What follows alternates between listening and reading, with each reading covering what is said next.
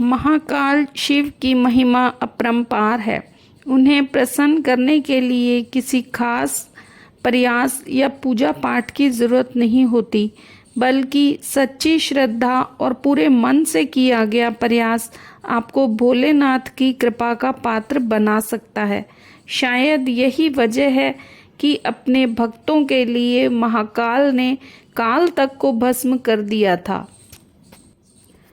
आज जिस कहानी का जिक्र हम यहाँ कर रहे हैं वह स्वयं भगवान कार्तिकेय ने संतों को सुनाई थी। इसके अनुसार राजा श्वेतकेतु, जो कि भोलेनाथ के परम भक्त थे, उन्होंने काल को भी जीत लिया था। राजा श्वेतकेतु सदाचारी, सत्यवादी, धर्म के मार्ग पर चलने वाले शूरवीर और प्रजापालक थे। वह अत्यंत ही निष्ठा और प्रेम भाव से प्रजा का पालन और अगाध आस्था और श्रद्धा भाव से शिव भक्ति करते थे। उनकी इसी भक्ति भाव से महाकाल अत्यंत प्रसन्न थे। उनकी कृपा से श्वेतकेतु के राज्य के लोग दुखी, दरिद्रता, अकाल मृत्यु और महामारी से अछूते थे। एक दिन जब राजा श्वेतकेतु का जीवन काल समाप्त होने को था और वह भोलेनाथ की आराधना में लीन थे, तब चित्रगुप्त ने यमराज से कहा कि राजा श्वेतकेतु की आयु अब पूरी हो चुकी है, अब उनके प्राण हरने का समय है। तब यमराज ने अपने दूतों को आज्ञा दी कि वे जाएं और श्वेतकेतु के प्राण हर लाएं। यमदूत राजा श्वेतकेतु के पास पहुँचे तो वह शिव मंदिर में थे। दूत बाहर ही खड़े हो गए। श्वेतकेतु गहरे ध्यान में थे।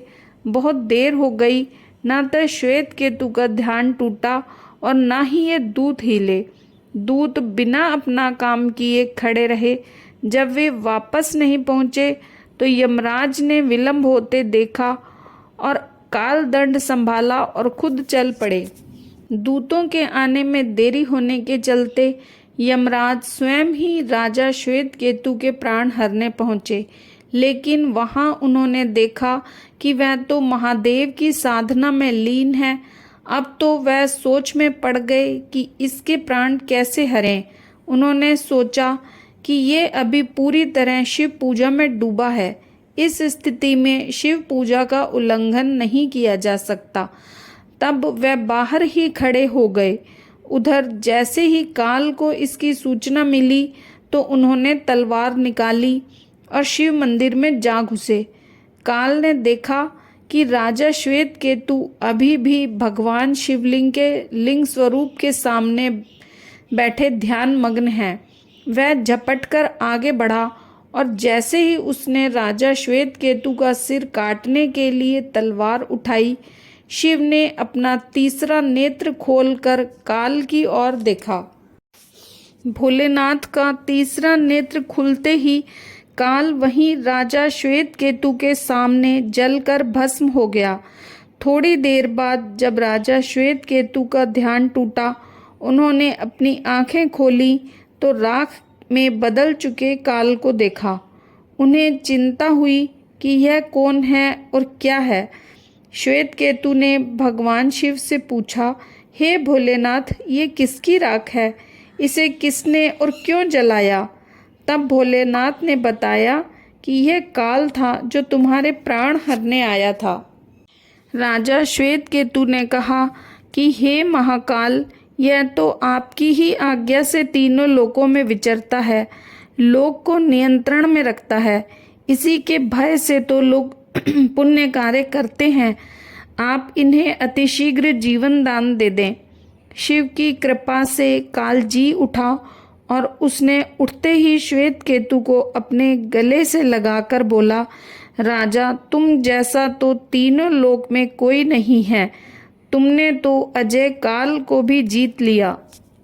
जीवन दान पाकर काल और यमराज ने कहा कि ऐसे जातक जो शिव के परम भक्त हैं और सच्चे मन और पूरी श्रद्धा से महाकाल की पूजा में लीन रहते हैं, सिर पर जटा और गले में रुद्राक्ष पहनते हैं, विभूति का त्रिपुंड ललाट पर लगाते हैं और पंचाक्षर मंत्र का जप करते हैं, उन्हें कभी भी अकाल मृत्यु का ग्रास नहीं बनना पड़ेगा।